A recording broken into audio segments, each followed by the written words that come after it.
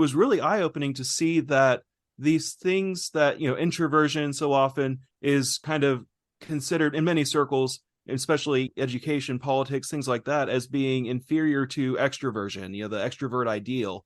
And then you hear about empaths as kind of these woo-woo people who are floating around in fairyland, and you hear with highly sensitive people how they're weak and they need extra care. And I thought, I don't buy any of that. I just have always seen these traits as they are unique, but I see them as being wonderfully different, not as weaknesses.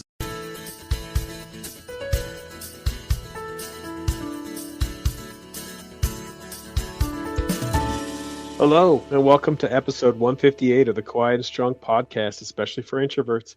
I'm your host, David Hall, and the creator of quietandstrong.com. This is a weekly podcast dedicated to understanding the strengths and needs of introverts. Introversion is not something to fix, but to be embraced. Normally, we'll air each episode on a Monday. Be sure to subscribe on your favorite platform. Leave a review. That would mean a lot to me and help the show to grow. Tell a friend about the podcast. Help get the word out there that introversion is a beautiful thing. Josh Speraneo is a certified master life coach on a mission to help introverts, empaths, and highly sensitive people live vibrant and fulfilling lives where they're able to make the most of the gifts that come with these traits. Too often, people assume that those identifying with these labels are broken, weak, or shy and in need of fixing, when the reality couldn't be further from the truth. Within each of these traits, there are unique strengths simply waiting to be discovered, harnessed, and utilized in the world around us if we choose to embrace them. Belonging to these groups isn't always easy, and there are struggles we'll have to face and lessons we'll have to learn before we can become the forces of nature we were born to be. Josh's goal is to help heart-centered, purpose-driven people in these groups find a shorter path to overcoming their struggles and fears so they can be in alignment with their authentic selves and lead to lives of intentional influence and impact. All right. Well, welcome to the Quiet and Strong podcast, Josh. Josh, it's so great to have you on today. Yeah, it's great to be here. Thank you so much for the invitation. I appreciate it. We're going to talk about your work as a life coach, especially boosting people's sense of self-worth. But before we do that, let's hear a little bit more about you and your journey. Your journey as an introvert, an HSP, an empath, now a life coach. Awesome. Yeah, I'm trying to think exactly how to work into that. So in terms of, I guess we could start with when I found out, or how I found out I was an introvert, empath, and highly sensitive person, and then go from there. So it was actually, I knew the first time I heard the term introvert as opposed to extrovert, I knew which side I fell on for sure. I've just always been more introverted by nature. I can occasionally fake extroversion for a little while, and in public, or show up with a lot of energy in a public meeting. But after a little bit, that just gets kind of draining for me. So I knew I erred on the introvert side.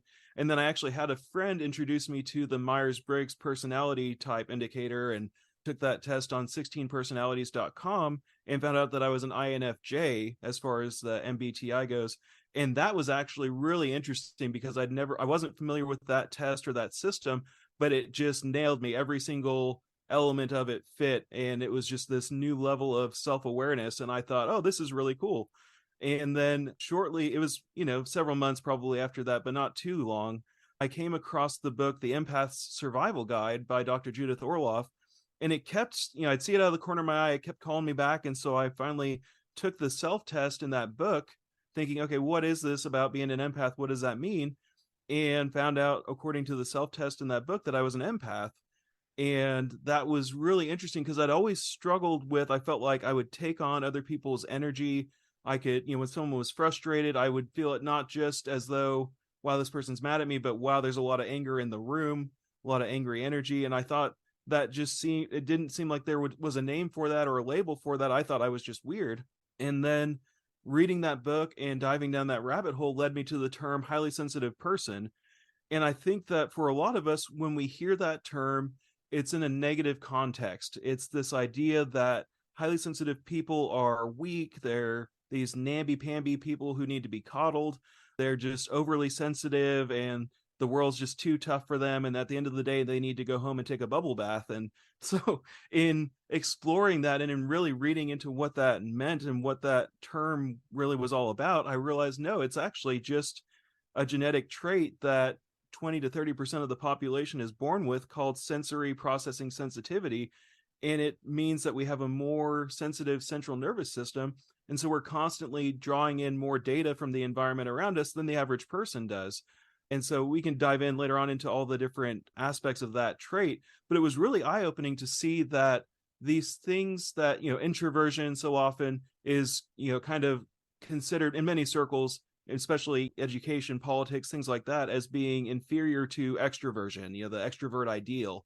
And then you hear about empaths as kind of these woo-woo people who are floating around in fairyland, and you hear with highly sensitive people how they're weak and they need extra care. And I thought, I don't buy any of that. I just have always seen these traits as they are unique, but I see them as being wonderfully different, not as weaknesses. And so as a life coach, which was a long journey that I can spell out maybe in a little bit and more of what that looks like, but it was just this idea that so many people are walking around without realizing that they have these traits. And then many of them, when they find out they have the traits, it's in a context that makes them feel like they're weaknesses. And so my thought is, how can I, as a life coach, help people realize that the struggles they have in these areas, if they can find the right exercises and tools and resources, can actually be turned into amazing strengths and harnessed to help them live as their authentic selves and become, as I often use, the forces of nature that they were born to be. And so my thought as a life coach is just, how can I meet someone where they're at and empathize with them in their struggles, but help them to see that the life that they desire is entirely possible for them with the right help, with the right support and the right guidance, and that every single person in this world has such incredible potential if they just, I feel like, if they have someone come alongside and believe in them. And so that's what I love to do as a life coach, is just meet people where they are, see their strengths, cheerlead and coach them, and help them to not develop a dependence on me for that necessarily, but to develop their own sense of strengths and self-worth so that they go on from our coaching to achieve whatever goals and dreams they have. And so that's very long-winded, but hopefully that answers your question. Oh, thanks, Josh. And I told you, I heard you present before, and I love how you talked about the tough side of it. If you're a highly sensitive person, an empath, an introvert, it doesn't mean you're weak. It doesn't mean you're a weak person. It means you have gifts, but you can be very tough with those gifts. Quiet and strong, right? Yes, absolutely. Yeah, I love to use the term highly sensitive badasses, Yeah, yeah, just because it turns the stereotype right on its head, and I think that yeah, that's exactly what we need to do with that and with exactly. so many other elements of those traits. Yeah, and I loved hearing you talk like that. So anyway, and the Myers-Briggs for me was very, it was a big part of my journey. Realizing, oh, I'm an introvert, and we're similar. You said you were INFJ, right? Yes. And Yeah. I'm INTJ, so Okay. more on the thinking side. I'm not an empath, but I definitely. It's so important to have these conversations so that no matter what our particular gifts are, we all understand each other. So thanks again. Yeah, absolutely. I think sometimes we need the INFJs. I've got one of my best friends is an INTJ, and I feel like we balance each other out really well through our discussions. And I'll bring a topic to him, and as we're talking it out, I can see from his perspective where maybe I've read too much emotion into a situation and I need to get a little bit of clarity, or need to, look at it from a little bit more of a logical perspective. And so it's we all have unique gifts and abilities, and it takes all of us to put the world together and to accomplish things together. So Yeah, exactly. So none of this is good or bad. It's just all we have different gifts, just like you said. You know, we all we need introverts, we need extroverts, and it's not good or bad. It just is, and it's yeah, beautiful. exactly. So, what would you say is a strength of yours? You can name one or two for each Okay. because you're an introvert, because you're a highly sensitive person, because you're an empath. So you can choose how you want to answer that. Yeah, so I think when I think about being an introvert, the strengths that I have, they're actually strengths that were struggles for me for a long time, and probably with each of these that would be the case. But I know for a long time I struggled with people pleasing and perfectionism, and I would, using my empathic abilities, I suppose, I would look at people and figure out who they expected me to be, and then try to contort myself into that person, that image that I thought their expectations were, what they were looking for. And so one of the strengths I feel like I have now is that I've learned to set better boundaries, and also to really hold myself to a level of authenticity that in the past I was scared to. In the past I probably wouldn't have come on the podcast and used the word badass. I would have been embarrassed of Yeah. that, but it's just part of who I am. And it's one of those things of, I think it's like a muscle that we can build up in terms of realizing who we are, realizing who we aspire to be, and living into that image that we have of that person, as opposed to feeling like we're just stuck or that's just the way I am.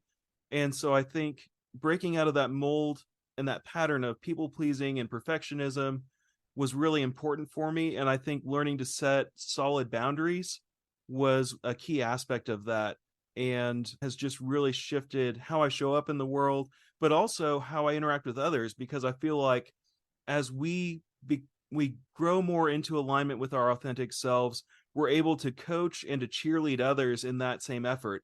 When we can show up and be ourselves 100%, we can give other people that permission. And so when someone starts to say something and then they start to back off because they're a little embarrassed, it's like, no, share your heart, share your mind, be yourself. And so by living that way, we invite others into that. We create a safe space and invite others to do the same. And it's just amazing to watch people light up as we do that. And so as an introvert, I guess that's one thing I love, is just being able to show up and be myself and not be ashamed, not feel guilty, not feel bad about that, and not hide who I am. And that's taken time, and it's taken a lot of work. And like I said, it is like a muscle, but it's amazing how that transforms our life from the inside out. Yeah. And then Hey, in terms, go ahead. Yeah. yeah, so before we talk about HSP and being an empath, Yeah. why don't you define that for us a little bit? We've definitely had episodes about this, but maybe if Mhm. people, this is their first time listening to the show, what is a highly sensitive person? What is an empath? And then Okay. your strengths. Yeah. So, in terms of being a highly sensitive person, like I mentioned earlier, it literally is, it's not just the idea of someone being overly sensitive. It is a genetic trait that Dr. Elaine Aron coined the phrase for and did a lot of the early research on, and what was foundational to that movement. But it goes back to that scientific term, sensory processing sensitivity. So, the idea is that we have a more sensitive central nervous system. We're drawing in more data and making more neural connections with the stimuli in the environment than the average person does. And so the acronym she uses a lot is DOES. So depth of processing, overstimulation, emotional responsivity or empathy, and then sensitivity to subtleties. And so each of those, if we unpack them a little bit more, depth of processing can look like, when you're a little kid and you're starting elementary school, and all the other kids dive into the non-highly sensitive kids dive into the toy box and they're wrestling with each other, and you're the kid standing back looking and thinking, what did I get myself into? What is going on here? And that kind of, it shows in other areas of our life. As we move forward, we stop and we analyze things. When someone says, hey, you're in a meeting and someone asks for an answer right away off the top of your head, you're like, hey, can I take this and think about it and come back? I don't have an immediate answer. I don't have an immediate response, because we want to process.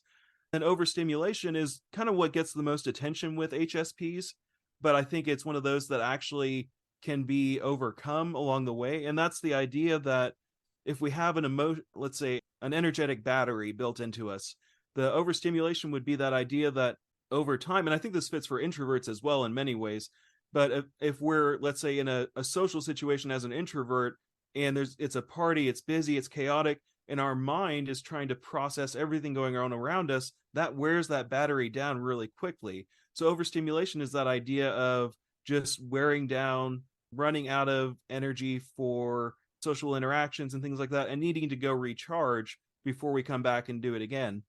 Then you get into the emotional responsivity, and that for highly sensitive people can be as simple as watching a movie or reading a book and becoming emotional. We tend to be very empathetic by nature, and so we emotionally engage, but we also, when something hurts us, it hurts very deeply as well. So there is that sense of being more emotionally vulnerable, being more emotionally available, but also sometimes getting hurt by that. And then the sensitivity to subtleties could be as simple as looking around in an environment and you notice one of the lights is dimmer than the other lights in a chandelier. Or you might see, kind of the whole squirrel effect of, you look, you're paying attention to the person in front of you, but out the window you see a squirrel moving around and your brain's tracking that. which makes us really good drivers, but also, can be, again, more exhausting because our brain is tracking that and making connections even while we're trying to be present and focused. And so that's, as far as being an HSP, those are the basic elements of that trait, genetic trait. And then in terms of being an empath, it's interesting because a lot of the work I've read has been from Dr. Judith Orloff. And one of the things she says is that all empaths are highly sensitive people, but not all highly sensitive people are empaths. So it's kind of a subgroup of highly sensitive people. And the way I think about it, the most common form of empaths, I believe, are those who sense other people's emotional energy. And so when you walk into a meeting and you sense this deep level of tension, and you may even be able to pinpoint who it is that's causing the tension, but it's this idea of, if somebody is angry and they're fuming, you can sense that emotional energy coming off of them, and you can feel it in that environment. And as we grow as empaths, I think one of the unique things we can do is learn to harness that emotional energy and calm people around us. We can bring the kind of emotional energy into that situation that we want to emit. But that, again, it's kind of like a muscle, and it's not something, I don't know, that every empathic person can do.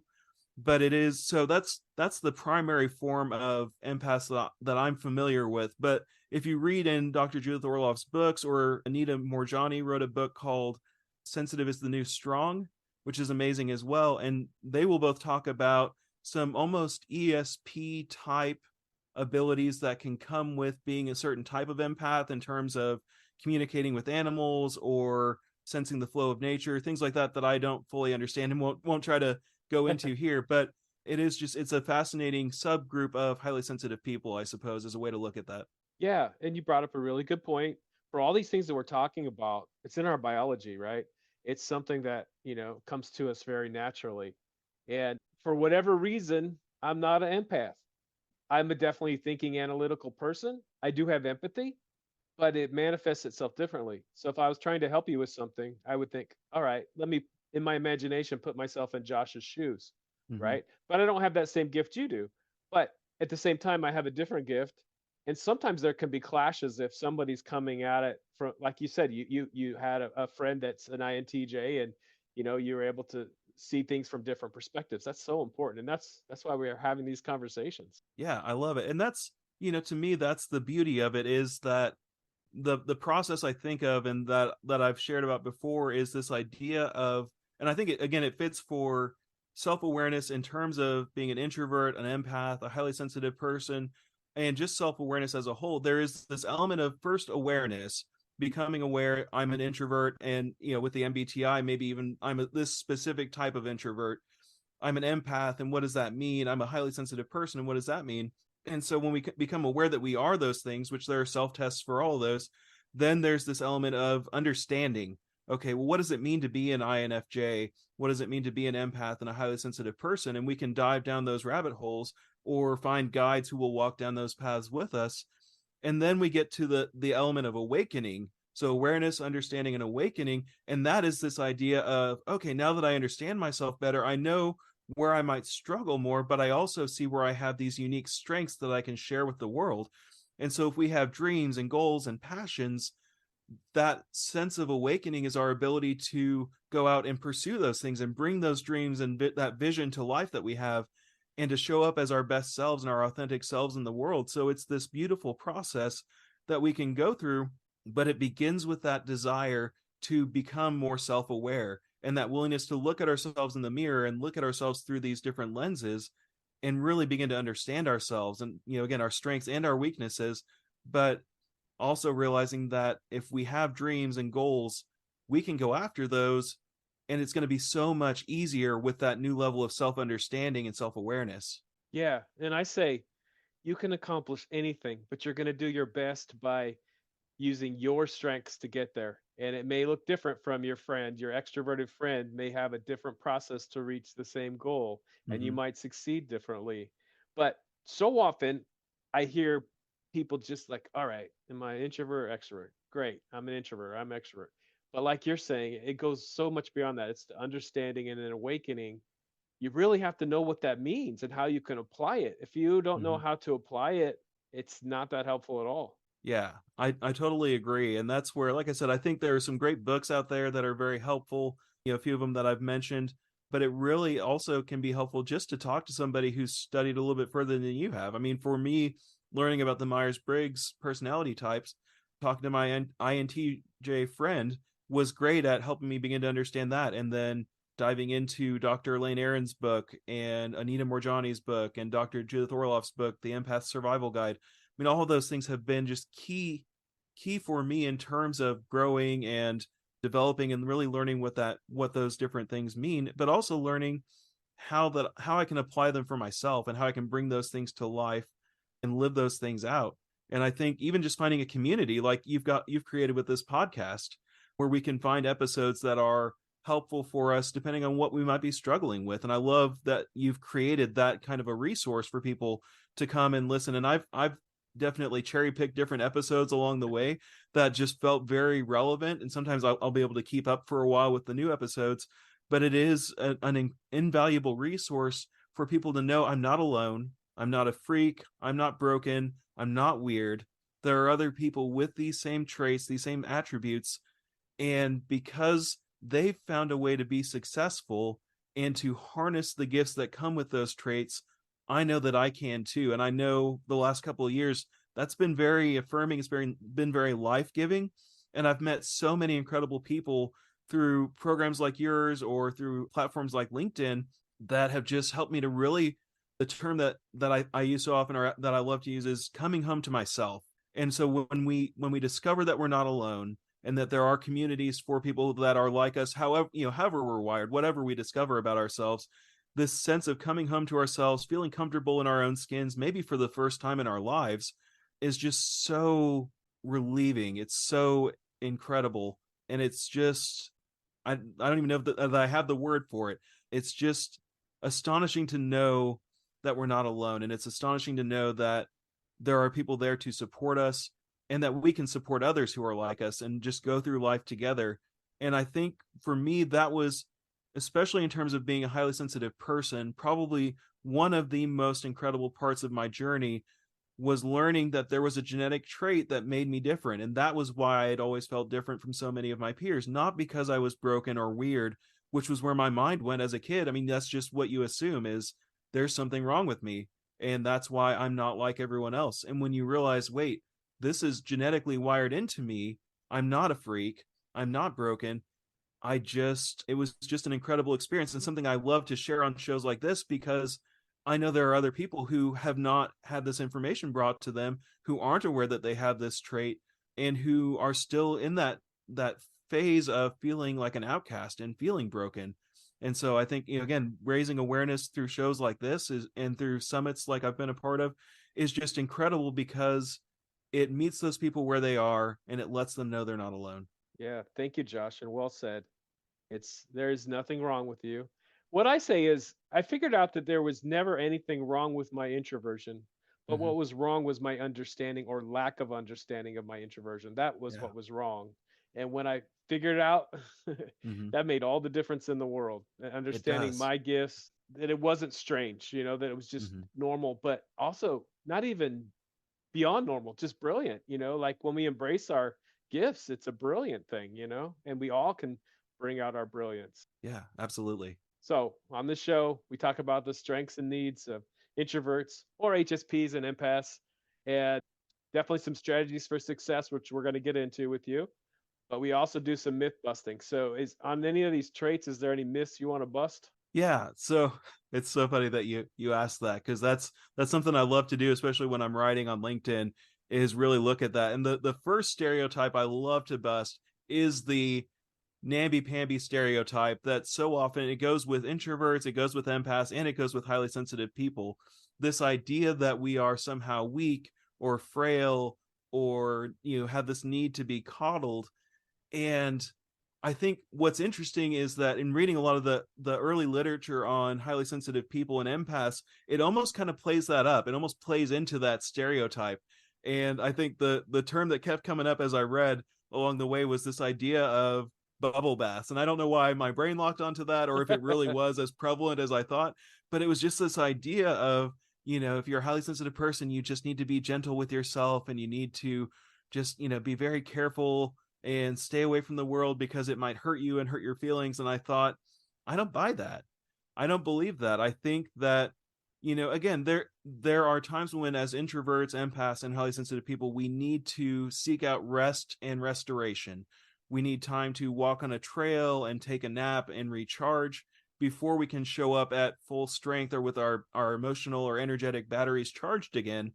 But when we learn how to regulate that using just basic tools of personal development, we can show up as the highly sensitive badasses, the introverted badasses, the forces of nature that we were created to be, that we were born to be. And so it's not this idea that, well, because I'm an introvert, and I guess here's where I want to bust the myth, is this idea: if you're an introvert, you'll never be able to do certain things.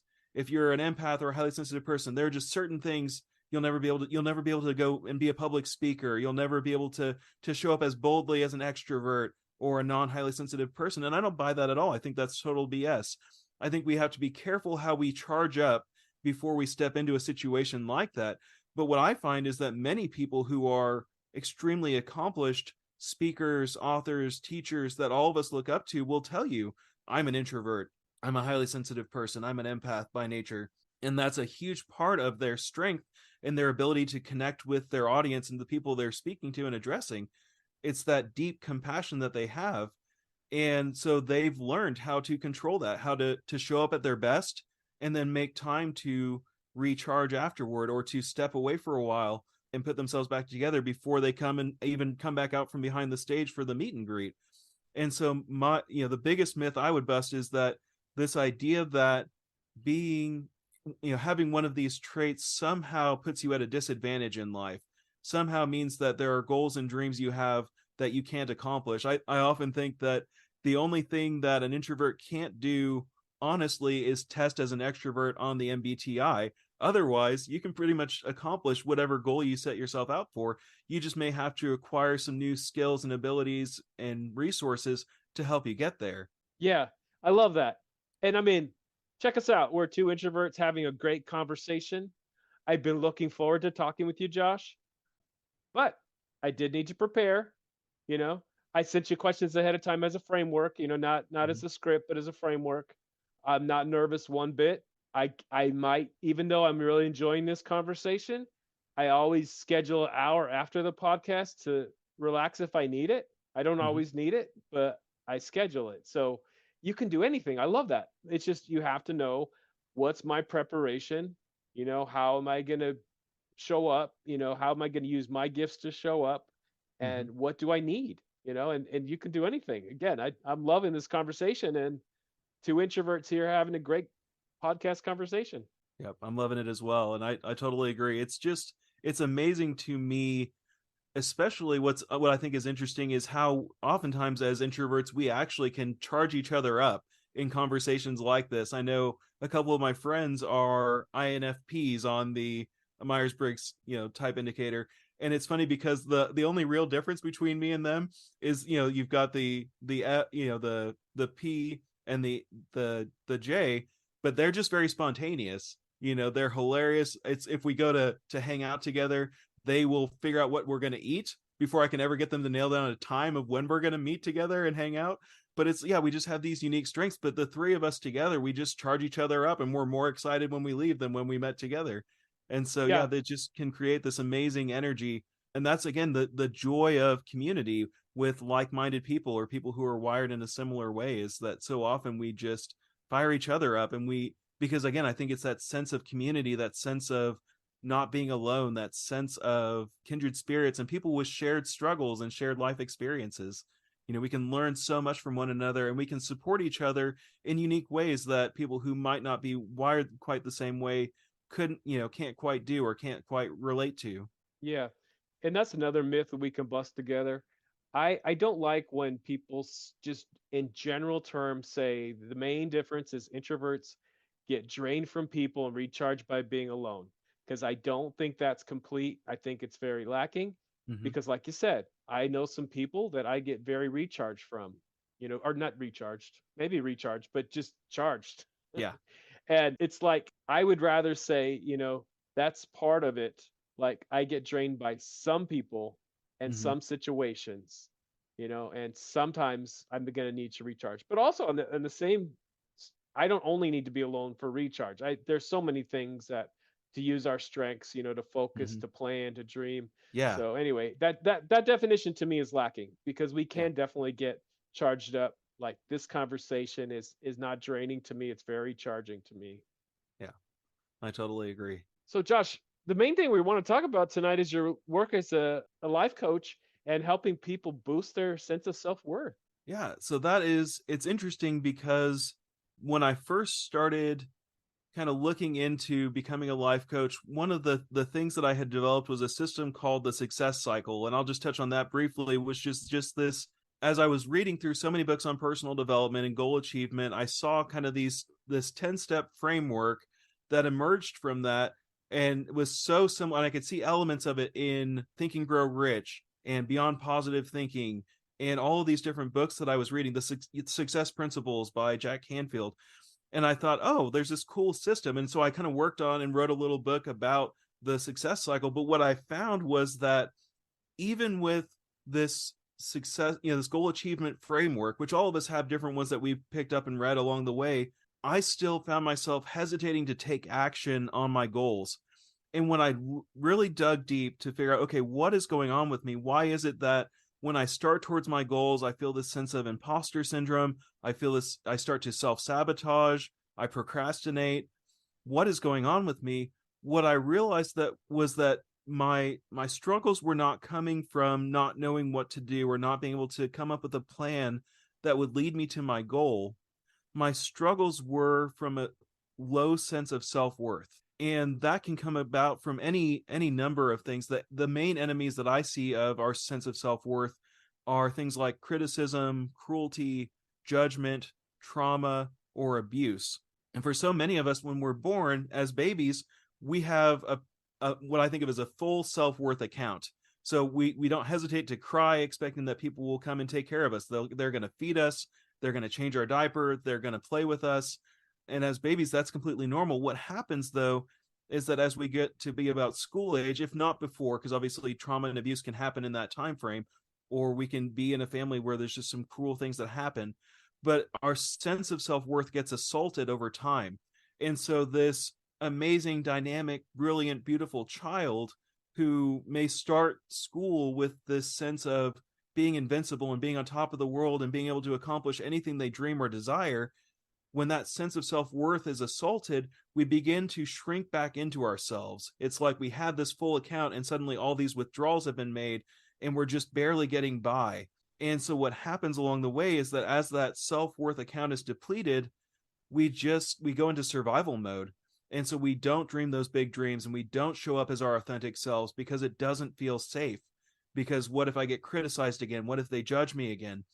And so the work that I love to do is to really help people figure out, how do we refill that self-worth account? How do we rebuild or upgrade your sense of self-worth so that you can show up as that force of nature you were created to be? And so I look at it through a lens or a framework I created called the 5 pillars of healthy self-worth.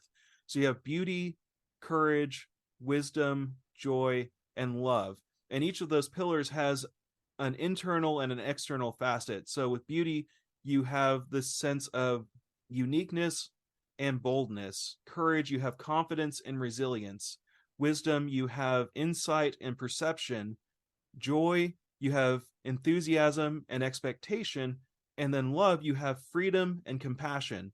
And so, what I work on with my clients through a program I created called The Way of the Phoenix is we look at each one of those and what are the enemies of those pillars and what are exercises to strengthen those pillars, with the goal being that when we're done, they know not just how to handle criticism, cruelty, judgment, and they've had a chance, if for what I'm able to help them with in terms of working on trauma and abuse, to share those things, get them out in the open and talk through them and realize that where they were challenged or assaulted by those things, so that they can show up in the world as their authentic selves and they can come back to life in that sense of having a strong sense of self-worth and what I think of as unwavering self-worth, because that's when we can show up and we can have this unflinching sense of self-expression.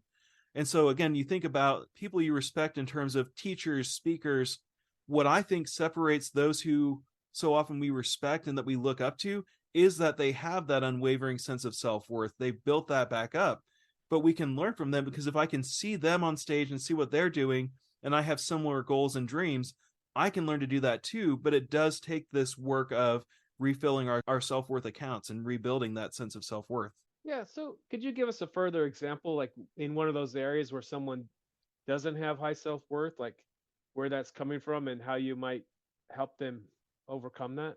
Yeah. One point that we'll touch on, something we've already talked about a little bit, is this idea of being in poor relationships.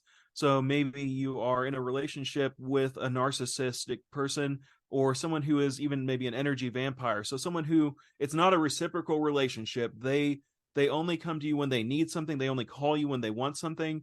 They tear you down. They keep you feeling like you're dependent on them, and they use you, and as soon as they're done with you, they throw you back out into the world until they want to use you again. And so working on our sense of self-worth tells us, wait a minute, I deserve to have healthy relationships, fulfilling relationships. I deserve to be in relationship with people who respect me and who love me, and in a relationship that is reciprocal. There's give and take. It's not people taking from me all the time. And when we rebuild our sense of self-worth, we think, wait a minute, I could set boundaries with these people so that I'm no longer taken advantage of, because I'm worthy and deserving of every good thing I desire in life. And I can reset that relationship, or change the level of that relationship. And maybe it's somebody who's been in a very personal aspect of your life, and ultimately you'd be healthier if it was impersonal, or if you just avoided them altogether. And so part of strengthening our sense of self-worth is giving ourselves permission to set boundaries like that, and to distance ourselves from those unhealthy people. And so a lot of the work I do is we look at, relationships that are potentially unhealthy. We can also look at things like the career that you're in, or the job that you have. So often what you see is that people will be stuck in a job that they absolutely hate, and then they'll tell you, oh, I heard about this new job over here, but I don't think I'm going to apply for it because I don't think I would get it. It's like, when our sense of self-worth is low, we close doors on ourselves before we ever even go to knock on it. And so working with someone on their sense of self-worth is like, well, why not knock on the door? It may not work out. It may not be the right opportunity for you, but why would you close the door on yourself before you ever gave it a try? And in the end, it all comes down to that I don't feel like I'm worthy or deserving of the life that job would open up for me. I feel like I deserve to be stuck here in a low paying job where I'm taken advantage of, where I'm not appreciated. And so that's the kind of results we can get working on our sense of self-worth. Is, wait, if I truly come to believe that I'm worthy and deserving of every good thing I desire in life, why wouldn't I go for that? Why wouldn't I try for a better job? Why wouldn't I try to bring my family together? Why wouldn't I get more assertive with my boundaries and with my communication? And so that's what I love to help people work on, is to see, okay, where are they struggling?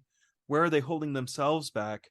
What is at the root of that? And then how do we start to rebuild their sense of self-worth? What exercises can they apply so that when they show up the next time, they take that chance? They put in the application for the job.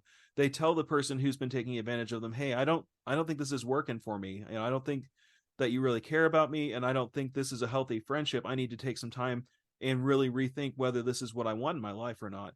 But I think that many of us need someone to help us gain that clarity, to give us permission to look after ourselves, what I call healthy self-interest, to take time for self-care, to take time to take care of ourselves.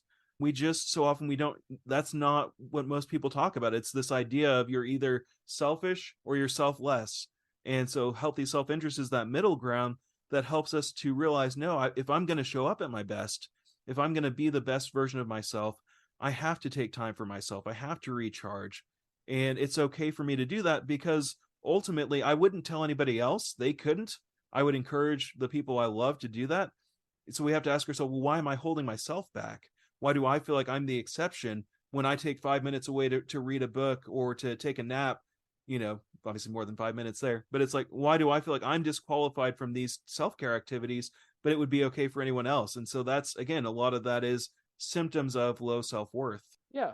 And on all of that, you're not being selfish. You're taking care of yourself. Mhm. And especially for those you care about, you're being better for them. So, how do we kind of articulate our needs, especially with those that we care about or those that we work with, and Mhm. set appropriate boundaries, but really say, hey, you know what? This is what I need to be my best. It might even be with those we love. I love you, but I need this, you know? Yeah.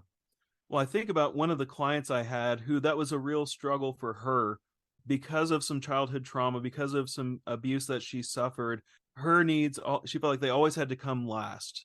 That if she looked after herself, if she took time to recharge, she was neglecting something. She could be cleaning, she could be helping one of her kids, she could be helping her husband with something.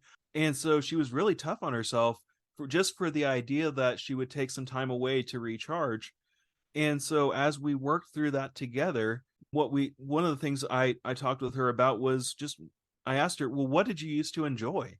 If all of these different demands that are being put on you by church, by your family, and these different volunteer activities, if all of that is exhausting you, tell me what used to charge you up, what used to make you excited, what you used to love to do. And it took her a while, but she talked about how she used to love to just take some time and read just by herself. She used to love to be able to just take a nap in the afternoon and relax.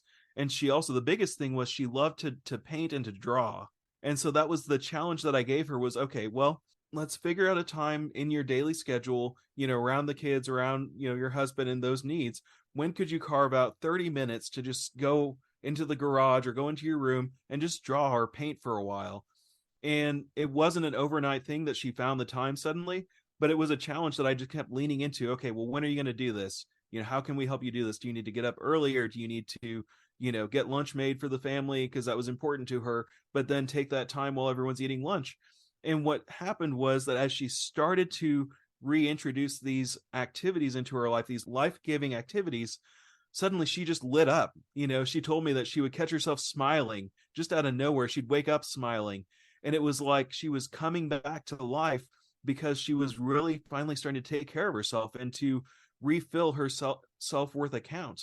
And so I think it comes with just having those conversations. And if you're married, talking to your spouse or your partner and just saying, hey, I've got to start getting some time to go take a walk in the mornings. I need some time to take a nap in the afternoons. I need a little bit of time to go just read and unplug for a while between when the kids get home from school and when I start making dinner, whatever that might be, again, for each family dynamic. But it comes down, I think the term I use a lot is communication covers a multitude of sins. So it's this idea, if we will just be willing to admit what we need, if one, we become aware of what we need, but then we just admit to one another, hey, I want to show up as the best possible version of myself. And right now, I'm right on the brink of burnout. I'm exhausted. I don't feel like I have time to catch my breath during the day.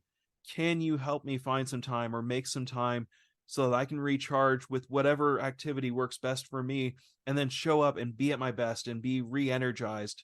And so I think communication is the key there, and just, asking for help from your family and from the people you love. And I think what's incredible is that when they start to see how much more energy you come back with and the joy that you bring to family dinner that night after you've been painting or drawing or whatever your activity is, then they're going to be like, yes, you need more time like that. We're going to figure out how to make this work, because the way you're showing up now, the joy that you're bringing, the light in your eyes is so incredible. And we want more of that. And that person as well, the person who's building their sense of self-worth, is going to be like, great, because I need this. I love this. And so it is this inside out transformation that happens when we begin to refill our self-worth account, and when we show up as the best version of ourselves and our families and friends see that, they're going to love it and they're going to cheerlead us in that more often than not. Yeah, I love that. And something I found that's helped. So maybe you do want to take a walk alone and somebody wants to go with you. Mm-hmm. Tell them what you need, but then make a plan to take a walk with them, you Yeah, know? So absolutely. be excited. Say, hey, you know what? I need this right now. Hey, let's go tomorrow or whatever it is, Mm-hmm. and so you're not just pushing them off. You're just telling them what you need, but you're also, making the time with them. Yeah, absolutely. There's going to be a win-win scenario built in there somewhere, and it may just take a little trial and error to figure that out and figure out what that looks like. Josh, you've talked a lot about the great reasons for working with the coach. Do you want to elaborate any more on that, like why working with the coach is beneficial? Yeah, I think what I've found with coaching and coaches that I've had is that so often they can see the blind spots that I don't see in myself and in my life. And they ask me the tough questions that really get me thinking and realizing where my life isn't the way that I want it to be, but I've been making excuses to keep myself stuck. And so I think so often a good coach doesn't necessarily tell you how to live your life, but they may have exercises and resources they recommend, but they're just good at asking the right questions. They're good at getting you to see what you might have been overlooking. And like I said, for me, one of the biggest things has just been excuses and not even realizing I was making excuses. Like, well, I really want this, and maybe someday I can have that. And they would ask me, why maybe someday? Why does that have to wait? Why can't you start working on that goal or that vision? Why it seems like you're putting obstacles in your way to hold yourself back. And they're able to spot oftentimes our fears, our self-doubt, our limiting beliefs, and to call those to our attention and not rub them in our faces, but just say, do you realize that this seems to be playing a role in the decisions that you're making or that you're not making? Do you realize that, for 2 weeks in a row, you haven't done what I asked you to do, and you keep coming back to this reason that isn't really a reason, it's an excuse. So I think there's a sense of people showing us where our blind spots are, coach being able to do that and do it with compassion and candor, which I think is the mark of a good coach. They're going to call you out, but they're going to do it compassionately and gently, hopefully. But just to say, like, hey, there's something going on here I want you to see. And I'm not telling you have to change this overnight, but I'd love to work on this with you. And then that built-in sense of accountability, which is such an important element because we're so much more likely to move forward and achieve something if there's some built-in accountability and we're not just doing it on our own. If I make an excuse, but then I know you're going to hold me accountable, that causes me to question that excuse and say, okay, well, I'm scared, but I'm going to do it anyway because I told David I was going to show up this week having done this.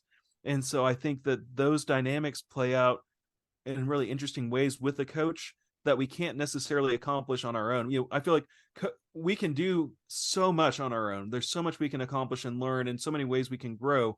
But when we hit a plateau, a coach is the one who shows you, hey, there's a whole nother level here I want to help you achieve, and there's a whole new level of results in your life that you're capable of that I want to invite you into. And I think that's the magic of having a coach on your side to guide you and support you and ask you those tough questions. And that's, for my clients, I feel like those are the different roles that I've been able to play with them. And the other element is as they go through different levels of self-awareness and self-discovery, being there to comfort them, because for many people, finding out that they're an introvert or an empath or a highly sensitive person can be a little bit scary. Well, what does that mean? What does that mean about me? And what does that mean about the life that I'm living? And, I don't understand. And everything I've heard about that is negative. So, and that was with another, several of my clients. I'm worried about this. That doesn't sound like a good thing. Well, let me tell you why it is, and let's walk through this together. We can have those conversations. I can support them in that and comfort them, and we can look for answers together. And it's just beautiful. Again, beautiful to see the transformation that comes out of that when we have someone who's willing to push us a little bit, but also hold us and create a safe space for us to share what's going on in life, whether it's related to the coaching or just life in general.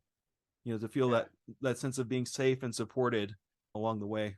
Absolutely. Absolutely. So Josh, this time has gone by very fast. We've talked It has. about a lot of great things, introversion, being highly sensitive, being an empath, and of course, increasing your sense of self-worth. Is there anything else that you want to share that you haven't yet or re-emphasize? You're right. We've been all over the board, so many different things that we've gotten to explore. And I appreciate how you've guided the conversation. And again, just appreciate the opportunity. The biggest thing I would say is just encouraging people to go through that process of self-discovery. If you've heard terms today in terms of, Myers-Briggs test, or if you've heard terms in terms of being a highly sensitive person or an empath, and you're not sure whether or not that applies to you, my challenge to you would be to go to 16personalities.com and take that version of the Myers-Briggs test, to go to hsperson.com and take the highly sensitive person self-test. Or if you have children, there is a test on there as well for, is my child highly sensitive? So if you think your child might be a highly sensitive person, you can take that self-test as well, or that test to see maybe, if you've struggled with relating to your child, or they seem to be more sensitive or maybe wired differently than you, that's an avenue that you could explore. And if you're wondering about being an empath, Dr. Judith Orloff has a self-test on her website for that. And so I would just encourage people, dive down those rabbit holes, but know that you're not alone. And so if you have questions, you can reach back out to me or to David. We'd love, I love connecting with people on LinkedIn. And so send me questions that you have there. I've got a few free ebooks in my featured section on LinkedIn that you can go and download if you want to dive deeper into some of those subjects. But that would be the biggest challenge, I guess, I would issue, is just dive into that sense of self-awareness. And if what I shared about low self-worth hit home as well, if you're thinking maybe that's part of my struggle, maybe that's why I've accepted the life that I believe I deserve, but my heart tells me I'm worthy of so much more. How can I break out of this rut that I've been in, this mediocre half life that I feel trapped in, and really explore and create the vibrant and fulfilling life I desire? Then I would challenge you, I'd love to have a conversation with you, I guess, and just dive into that subject and explore that. And because maybe it is low self-worth that's been holding you back and causing you to self-sabotage when you really want to go after your dreams. And maybe we can work on that together as well and start to rewrite your self-worth story, start to refill that self-worth account, and get you to where you really do believe that the truth about you is beautiful and that you are worthy and deserving of every good thing you desire in life. Because I believe you are, and I'd love to help you get there and create that life. Yeah, well said. You just gave me a lot to put in the show notes, so I will do that. And of course, we cover these topics on other episodes that in the past and in the future, so keep listening. But thanks so much, Josh. You do have a lot of great resources, and I will add those all. But thanks again for being on today. Yeah, thanks again for having me. Again, I love the work that you're doing. Thank you so much for creating this show, finding the incredible guests that you've had on the show. Again, I'm honored to be numbered among them and to have been here with you. Keep up the amazing work, and thank you again for your time and again guiding this incredible conversation the way that you did so masterfully. Thanks, Josh. You're welcome. Thank you so much for joining me today. I look forward to further connecting with you. Reach out at david@quietandstrong.com or check out the quietandstrong.com website, which includes blog posts and links to social media channels. Send me topics or guests you would like to see on the show. If you're interested in getting to know yourself better, there's now a free Type Finder personality assessment on the Quiet and Strong website. This free assessment will give you a brief report, including the 4-letter Myers-Briggs code, and you can also have the option of purchasing the full report if you'd like to learn more. I'll add a link to the show notes. So many great things about being an introvert, and we need those to be understood. Get to know your introverted strengths and needs and be strong.